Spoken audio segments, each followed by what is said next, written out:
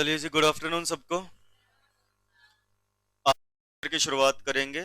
और हम लोगों ने जब आर्बिट्रेशन पढ़ना शुरू किया था तो हमने डिस्कस किया था। स्टार्टिंग में मैंने आपको कुछ वर्ड्स सिखाए थे, हमने डिस्कस किए थे। सबसे पहले कि आर्बिट्रेशन क्या है, तो हमने पढ़ा कि आर्बिट्रेशन क्या होती है जी। एक ऐसी प्रोसेस होती है जिसमें एक पर्सन को अपॉइंट किया जाता है जो इंडिपेंडेंट और इम्पार्शियल है। उसको किस नाम से बुलाते हैं? आर्बिट्रेटर के नाम से। आर्बिट्रेशन हमने पढ़ा था एक ऐसी प्रोसेस जिससे डिस्प्यूट सॉल्व होता है। आर्बिट्रेटर वो पर्सन पढ़ा था जो डिस्प्यूट सॉल्व करवाता है। पार्टी वो होती है जिनके बीच में डिस्प्यूट होता है। आ गई बात समझ में? और आर्बिट्रेटर जब दोनों पार्टीज की बात सुनता है, ठीक है जी, सारी चीजों को अच्छे से सुनने के बाद और जो अपना फाइनल डिसीजन देता है उसे हम किस नाम से जानते हैं? आर्बिट्रल अवॉर्ड के नाम से। ये मैंने आपको बताया था। आज उसी के बारे में पढ़ना है कि आर्बिट्रल अवॉर्ड क्या होता है, या ये कह लो जी आर्बिट्रल अवॉर्ड में क्या क्या चीजें आती हैं। सेक्शन 29 तक हमने पढ़ा था कल, ठीक है जी। आज की क्लास में सेक्शन 31 पढ़ेंगे। कैसे क्या अभी नहीं बता रहा, सबसे पहले हम एक बार ये पढ़ लेते हैं आर्बिट्रल अवॉर्ड होता क्या है।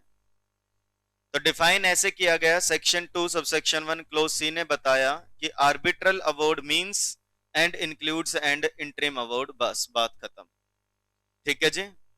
एन इंटरिम अवॉर्ड कि आर्बिट्रल अवॉर्ड का मतलब होता है, एन कर लेना भैया, कि as per section 2(1)(c) arbitral awards includes and interim reward.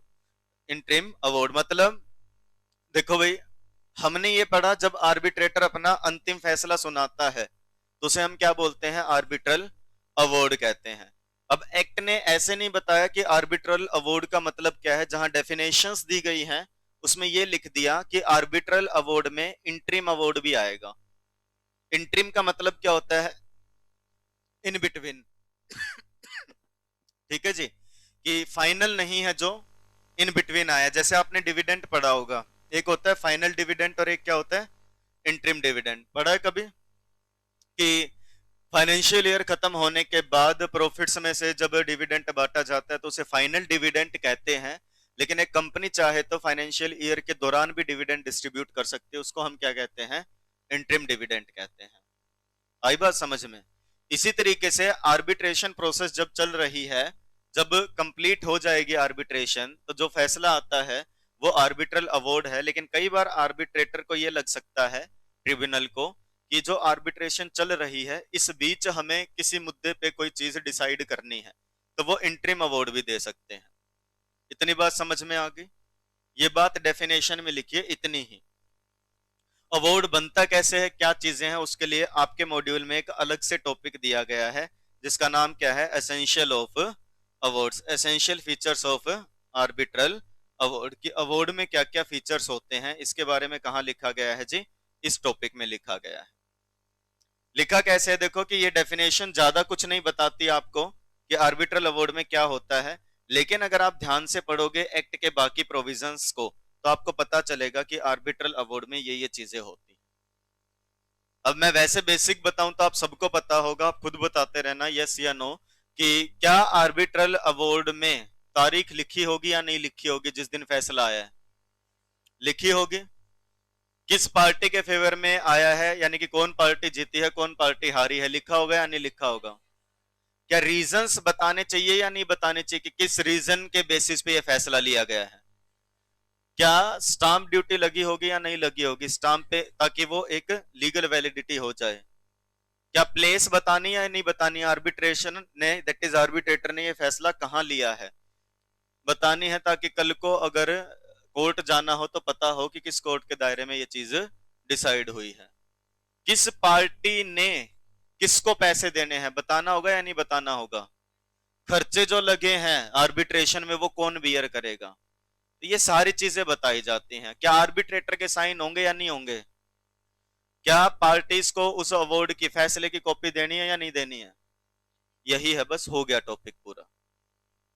काफी अच्छा क्वेश्चन है ये, 5 नंबर में कह लो, 4 नंबर में कह लो या 8 नंबर में। आर्बिट्रल अवॉर्ड क्या होता है और आर्बिट्रल अवॉर्ड के कंटेंट्स क्या होते हैं, या ये कह लो कि आर्बिट्रल अवार्ड के फीचर्स क्या हैं। तो एक एक करके पढ़ेंगे। सबसे पहली बात, आर्बिट्रल अवार्ड क्या होना चाहिए जी? Return and stamp, that is writing में हो और स्टाम्प ड्यूटी यानी कि स्टाम्प लगी हो। An arbitration agreement is required to be in writing, कह रहे जैसे आर्बिट्रेशन एग्रीमेंट राइटिंग में होता है, सिमिलरली उसी तरीके से reference to arbitration and award is also required to be made in writing. इसी तरीके से ये चीज की पार्टी आर्बिट्रेशन में जाएगी और ठीक उसी तरीके से अवार्ड जो फैसला आता है कोर्ट का वो भी किस में होना चाहिए जी? राइटिंग में होना चाहिए। आ गई बात समझ में कि आर्बिट्रेशन एग्रीमेंट क्या होता है जी? राइटिंग में होता है। और इसी तरीके से आर्बिट्रेशन का जो अवार्ड है वो भी किस में आएगा जी? राइटिंग में, रिटर्न में होगा and shall be stamped. Okay जी, बोलो भाई। लिख लेना चाहिए यहाँ पे shall be stamped first point में। साइंड, उसके बाद क्या लिखा है जी? Award is to be signed by the members of the arbitral tribunal. Member कौन होते हैं आर्बिट्रल ट्रिब्यूनल के? आर्बिट्रेटर्स। तो कह रहे अवार्ड पे क्या होने चाहिए जी? साइन भी होने चाहिए। किसके? आर्बिट्रल ट्रिब्यूनल के यानी कि आर्बिट्रेटर्स के।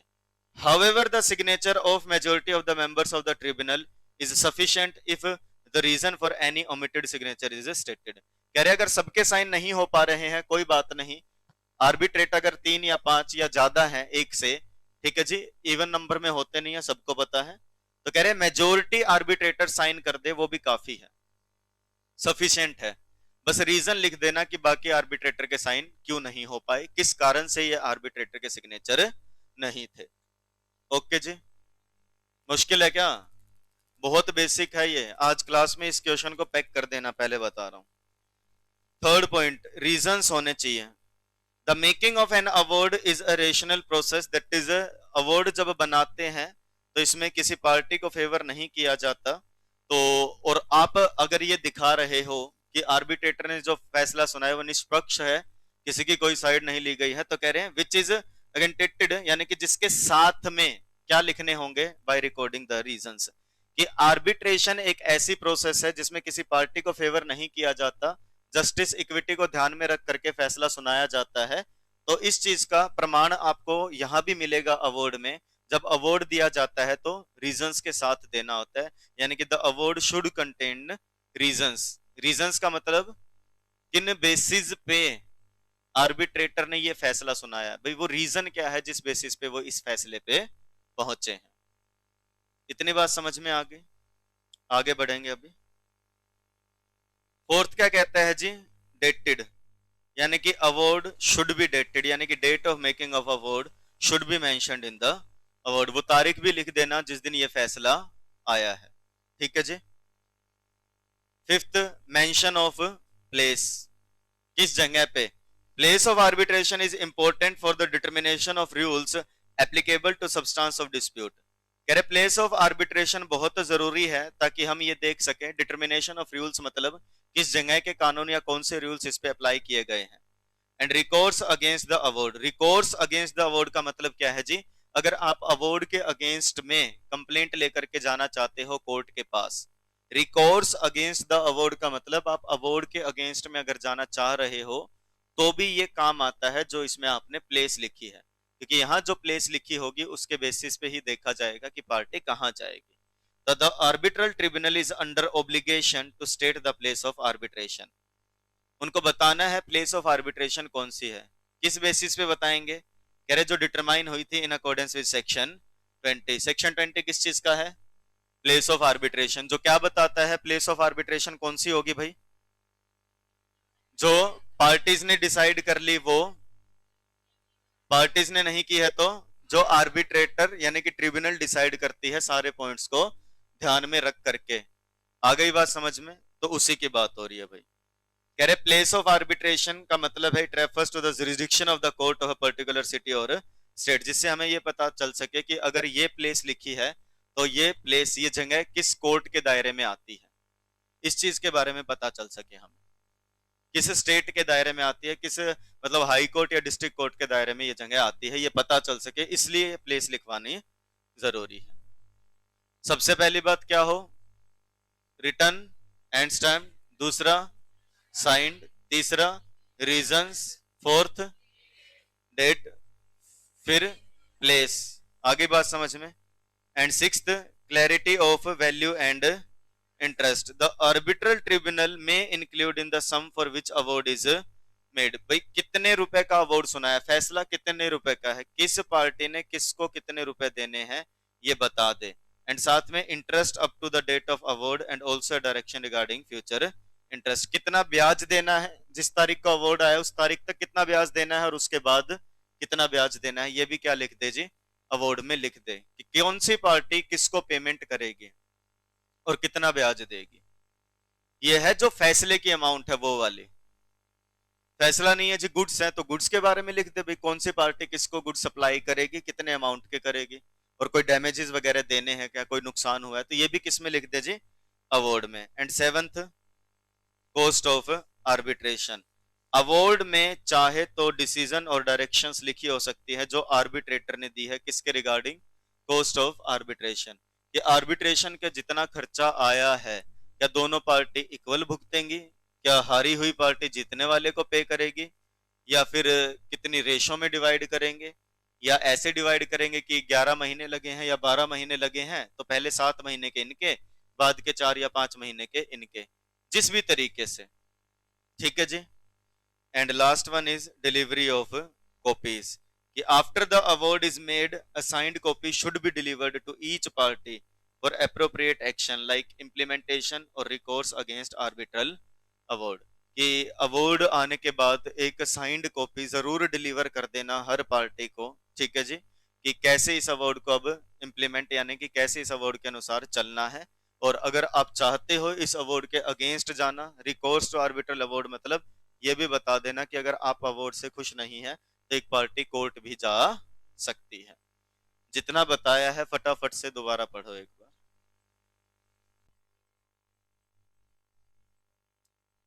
पढ़ लिया भाई, दोबारा से सुन लो। आर्बिट्रल अवार्ड में क्या क्या होगा जी, सबसे पहली बात रिटर्न हो, साइंड हो।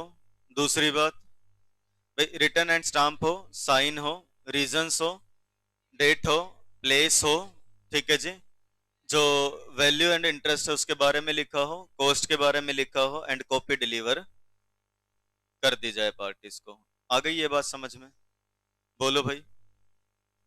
अब थर्ड पॉइंट जो था कि आर्बिट्रल अवार्ड में क्या मेंशन करने हैं जी, रीजंस मेंशन करने हैं, कि रीजंस साथ में जरूर लिख देना।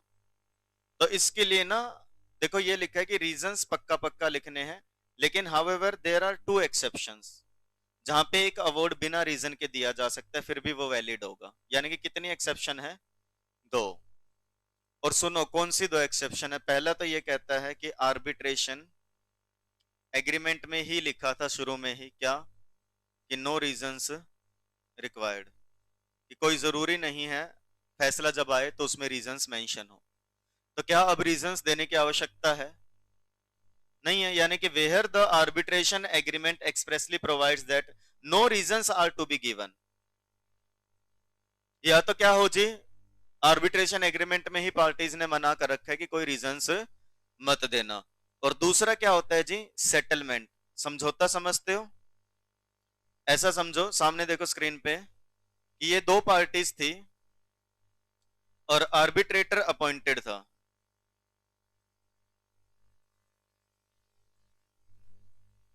कि 2 पार्टीज हैं और आर्बिट्रेटर क्या है जी, अपॉइंटेड है। इसने स्टेटमेंट ऑफ क्लेम जमा करवाई, इसने इसको बताई, इसने स्टेटमेंट ऑफ डिफेंस दी, इसने अपनी बात रखी, हियरिंग वगैरह हुई, 5 से 7 महीने निकल चुके हैं। अब एक दिन दोनों पार्टी मिलती हैं शाम में और डिस्कस करती है, भाई देख 5-7 महीने हो गए हैं और थोड़ा टाइम और लग जाएगा, अपना डिस्प्यूट है, अब एक काम कर लेते, देख तेरे को भी पता है इन पॉइंट्स पे तुम्हारी गलती है, अब तुम्हें समझ में आ रहा होगा। ये कह रहा हाँ भाई बट तू भी तो समझना तेरी भी इन पॉइंट्स पे गलती है। कह रहा बात ठीक है, बोला आप एक काम करते हैं फिर इसको नहीं चलाते हैं, आप आर्बिट्रेटर को जाके बता देते जी हम इन इन मुद्दों पे एग्री कर रहे हैं, भाई तुम्हें ये दिक्कत थी, मैंने एडवांस ले रखा है, गुड्स नहीं भेजे, मैं गुड्स भेज देता हूँ और साथ में तेरे को थोड़ा सा इंटरेस्ट पे कर दूंगा उस पैसे पे। ये कह रहा ठीक है भाई मैंने भी तेरी बच्चों की पेमेंट नहीं की अभी तक, मैं तेरे को पेमेंट कर दूंगा और जो डिस्काउंट में मांग रहा था वो रहने दियो। आपस में ऐसा डिसाइड हो गया और ये दोनों आर्बिट्रेटर के पास जाते हैं, आर्बिट्रेटर साहब हम इन इन बेसिस पे एग्री कर रहे हैं। आर्बिट्रेटर उसको नोट करेगा, बोलो भाई, रिटर्न में लेगा, आई बात समझ में, और क्या पूछेगा, ठीक है जी यही मुद्दा है, इस पे एग्री करते हो? अगले क्या कहेंगे, हाँ कर रहे हैं हम एग्री। तो ये क्या कह देगा, उसी को क्या कह देगा, ठीक है फिर यही क्या है जी मेरा फैसला है। क्या यहाँ पे रीजंस दे पाएगा आर्बिट्रेटर? कैसे देगा? अब खुद सोचो, क्योंकि फैसला क्या हुआ है, फैसला वही तो हुआ है, सेटलमेंट हो गई पार्टीज के बीच में, जो पार्टीज ने बताया वही आर्बिट्रेटर ने लिख के दिया है अपना फैसला बता करके। और पार्टीज पूछेंगे भी तो, आर्बिट्रेटर साहब क्या रीजन है जो आपने ये फैसला लिया? आर्बिट्रेटर क्या कहेगा, पगला गए हो, तुमने ही तो बोला है ये फैसला लेना है, तो रीजंस क्या देगा उसमें? तो ये लिखा है दूसरी सिचुएशन क्या है, जहां पे where the award has been made under section 30 of the act. Section 30 पढ़ा आपने अभी? नहीं पढ़ा, ये रहा जो मैंने अभी पढ़ा दिया। ये जो पढ़ाया है यही क्या है, सेक्शन 30 है, सेटलमेंट। सेक्शन 30 यही कहता है कि पार्टीज चाहे तो अपना डिस्प्यूट सेटल भी कर सकती हैं। तो सेक्शन 30 हो गया है आपका, ठीक है जी। एक आर्बिट्रेटर जब अपॉइंट होता है तो जरूरी है क्या अगला फैसला ही करवा के जाए? क्या वो पार्टीज को सेटलमेंट के लिए प्रोत्साहित नहीं कर सकता? क्या गलत कहलाएगी वो चीज? नहीं कहलाती है। ये लाइन अभी इंग्लिश में पढ़ा दूंगा। तो कह रहे हैं जहां पे अवार्ड सेक्शन 30 के तहत दिया हो तो वहां पे भी रीजंस मेंशन करने की जरूरत नहीं है कि where the parties settled the dispute and the arbitral tribunal has recorded the settlement in the form of an arbitral award on agreed terms. कि जहां पे अवार्ड तैयार हुआ है एज पर सेक्शन 13, यानी कि पार्टीज ने खुद ने डिस्प्यूट सेटल किया और ट्रिब्यूनल ने सारे रीजंस रिकॉर्ड कर लिए हैं। ओके जी, डन। ये पॉइंट इतना ही है। इसके बाद क्या है, तो इसके बाद बताया गया है कि रीजंस देने चाहिए। क्यों देने चाहिए रीजंस? क्योंकि उससे फैसला अच्छा लगता है, स्ट्रॉन्ग लगता है, जेन्युइन लगता है, ट्रस्टेबल लगता है, विश्वास बनता है पार्टीज का आर्बिट्रेटर पे, और ये लगता है कि जेन्युइनली सब चीजों को देखा गया है, समझा गया है, कुछ ऐसा बताया है। ठीक है जी, मतलब ऐसे समझ लो ये किसी की भावनाएं हैं जो यहाँ व्यक्त की गई हैं कि क्यों रीजंस देने चाहिए। तो बोला गया जी रीजंस को बनाना एक पावरफुल डिसिप्लिन होता है और इससे it may lead the arbitrator to change his initial view on the matter. इससे पता लगता है और आर्बिट्रेटर का भी नजरिया बदलता है मैटर को देखने का। रीजंस को अगर रिकॉर्ड करोगे तो इसमें क्या होता है, जब रीजंस रिकॉर्ड करते हो तो इट इन्वॉल्व्स कि एनालिसिस होता है पूरे डिस्प्यूट का कि किन बेसिस पे आप इस लॉजिकल कंक्लूजन तक पहुंचे। ट्रिब्यूनल एक्सप्लेन करता है कि उसकी सोच क्या थी, उसने एविडेंस को किस नजरिए से देखा इस अंतिम पड़ाव पे। जैसे कोर्ट कहता नहीं है कि सारे गवाहों और तथ्यों को मद्देनजर रखते हुए कोर्ट अंतिम फैसले पर पहुंची है, और वो गवाह और तथ्य क्या है जो वो देखते आए हैं, जो फिर रिटर्न में डिक्री में आएंगे। इन पॉइंट्स पे कोर्ट ने ये बोला।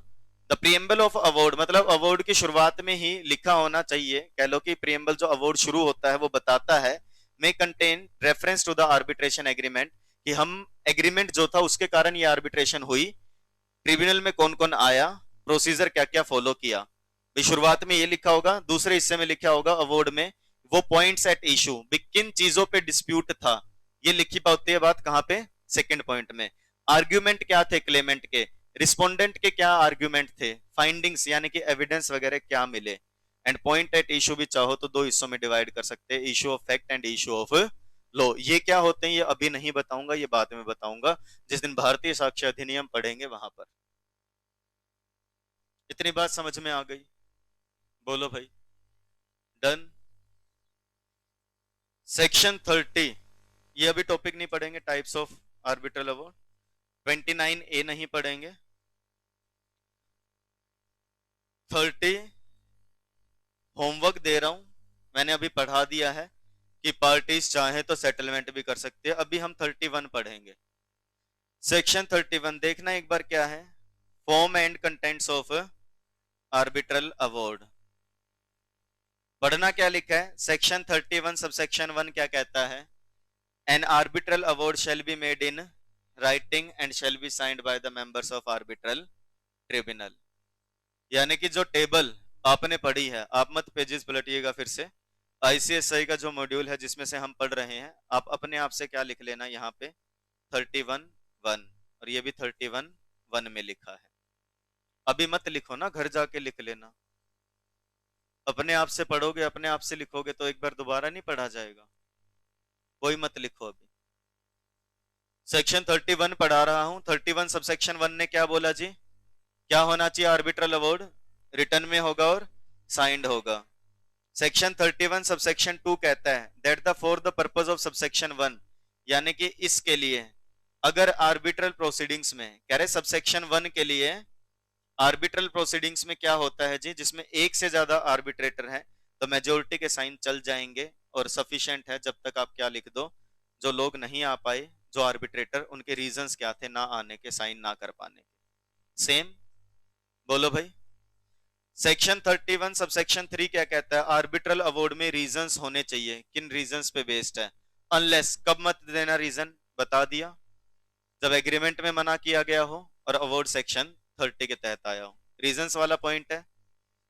सेक्शन 31 सबसेक्शन 4 कहता है आर्बिट्रल अवार्ड में डेट भी होनी चाहिए और प्लेस ऑफ आर्बिट्रेशन भी होगी एज पर सेक्शन 20 कि किस जगह पे ये अवार्ड आया है। सेक्शन 31 सबसेक्शन 5 कहता है जब आर्बिट्रल अवार्ड बन जाएगा तो एक साइंड कॉपी हर पार्टी को दे देना। बोलो भाई। अंडर सेक्शन 31 सबसेक्शन 6 यही लिखा है tribunal at any time, tribunal में चाहे तो किसी भी समय प्रोसीडिंग्स के दौरान एक इंटरिम अवार्ड भी दे सकती है उस मुद्दे पे जो उसको लगता है कि यहाँ पे ये फैसला देना जरूरी है, इसके बाद हम आगे बढ़ेंगे किसकी तरफ? फाइनल अवार्ड की तरफ। ओके जी, डन। इतनी बात समझ में आ गई। सेक्शन 31 सबसेक्शन 8 कहता है the cost of arbitration shall be fixed by arbitral tribunal in accordance with section 31A कि कॉस्ट ऑफ आर्बिट्रेशन भी बतानी है, जो पॉइंट हमने वहां पढ़ा था, ये लिखा है सबसेक्शन 8 में, जो कहता है कि आर्बिट्रेटर यानी कि ट्रिब्यूनल कॉस्ट भी बताएगी कि किस पार्टी को कितनी कॉस्ट पे करनी है, और ये कॉस्ट डिसाइड कैसे होती है एज पर सेक्शन 31A। ये क्या है ये बाद में बताऊंगा। बोलो भाई, इतनी बात समझ में आ रही है क्या? क्या इसमें जो हमने 31 पढ़ा, हमने इसमें रिटर्न एंड स्टैंप वाला पॉइंट पढ़ लिया? क्या हमने साइंड वाला पॉइंट पढ़ा? रीजंस वाला पढ़ा? प्लेस वाला पढ़ा? डेट वाला पढ़ा? कॉपी देनी है पढ़ा? क्या यहां पे आपने कॉस्ट वाला पॉइंट पढ़ लिया? कौन सा रह गया? Clarity of value and interest, वो रहा ये। सेक्शन 31 सबसेक्शन 1 कहता है unless otherwise agreed by the parties, यानी कि पार्टीज ने कुछ और एग्री ना कर रखा हो तो, where and in so far as an arbitral award is for the payment of money, कि जहां पे आर्बिट्रल अवार्ड किस चीज के लिए है जी? For the payment of money. कह रहे अनलेस कुछ और एग्री ना कर रखा हो, एंड जहां पे क्या है जी? आर्बिट्रल अवार्ड किस चीज के बारे में है? पेमेंट ऑफ मनी के बारे में है, तो द आर्बिट्रल ट्रिब्यूनल में include in the sum for which the award is made.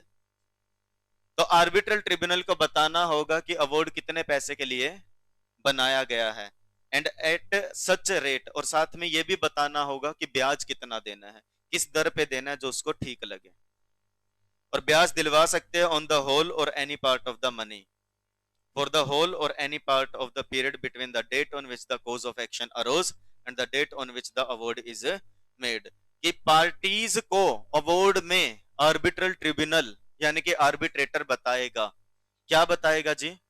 कि पेमेंट से रिलेटेड अगर है तो कितनी पेमेंट देनी है, उस पेमेंट पे कितना इंटरेस्ट देना है, और इंटरेस्ट अगर देना है तो किस तारीख से लेकर किस तारीख तक देना है, कि जिस दिन मैटर हुआ था उस दिन से लेकर के आज तक देना है या कैसे क्या देना है। बोलो भाई, done. And a sum directed to be paid by an arbitral award shall carry interest at the rate of 2% higher than the current rate of interest prevalent on the date of award. और इस amount पे जो ब्याज देना होता है generally वो कितना होगा? मार्केट रेट जो चल रही है उससे कितना ज्यादा?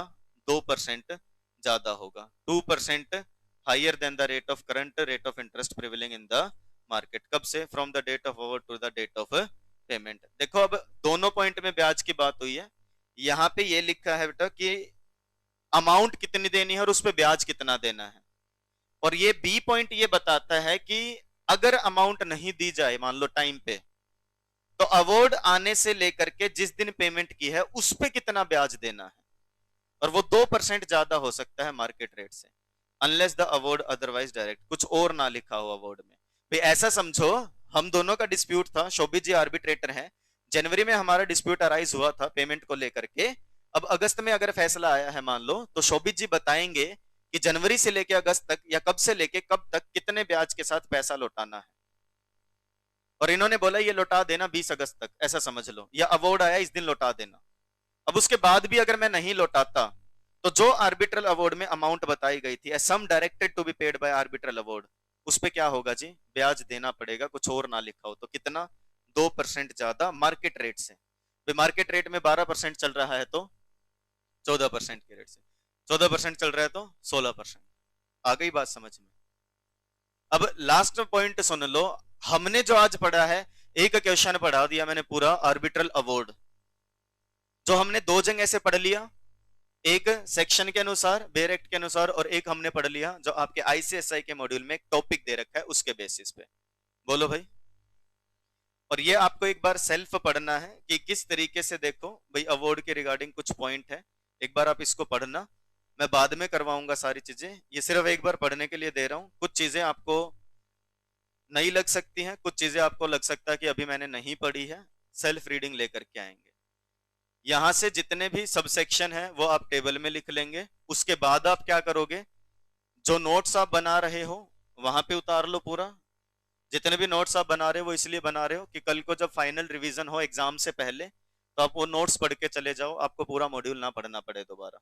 और ये हर पल की हर दिन की मेहनत है, मैं पहले बता रहा हूं, ये आपकी पल पल की मेहनत है जो इकट्ठी होगी। ठीक है जी?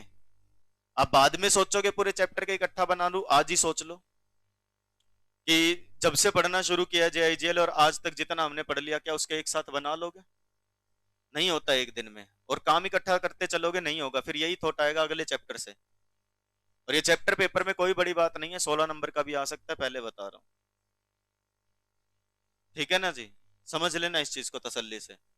4 नंबर में भी आ सकता है, 8 में भी आ सकता है, 12 में भी आ सकता है, 16 में भी आ सकता है, कोई दिक्कत नहीं है। इससे ज्यादा तो कहीं आता होगा, कोई जरूरी नहीं है पहला क्वेश्चन जो 10 नंबर का आता है वो दे दें, और उसके अलावा क्या पता 4 नंबर का एक, 4 नंबर का एक और दे दें। तो ये उम्मीद मत रखना कि ये 5 नंबर में ही आएगा, 10 में ही आएगा, किसी भी चैप्टर से उम्मीद मत रखना। पहला क्वेश्चन केस बेस्ड होता है, किसी भी चैप्टर से उठा के दे दिया, वही चैप्टर 10 नंबर की वेटेज होगी सीधी। और चैप्टर अगर वो अच्छा खासा बड़ा है तो ज्यादा भी हो सकते हैं। समझ गए जी? मॉड्यूल में या तो इसको यहां से पढ़ लेना, या ऊपर टेबल फॉर्मेट में है वहां से पढ़ लेना, वहां सब सेक्शन उतार लो, तो एक जगह से पढ़ लीजिएगा। मैंने होमवर्क में आपको 30 बोला है, पढ़ के आना एक बार सेल्फ, और वो केस लो दिया है जी। आज के लिए डिस्कशन इतना ही करेंगे, कल के लेक्चर की शुरुआत सेक्शन 30 से करेंगे। Till then bye bye, tata, take care, अपना ध्यान रखें, अपने पेरेंट्स का ध्यान रखें, और खूब मन लगा के पढ़ाई करें जी। Thank you, that's it for the day.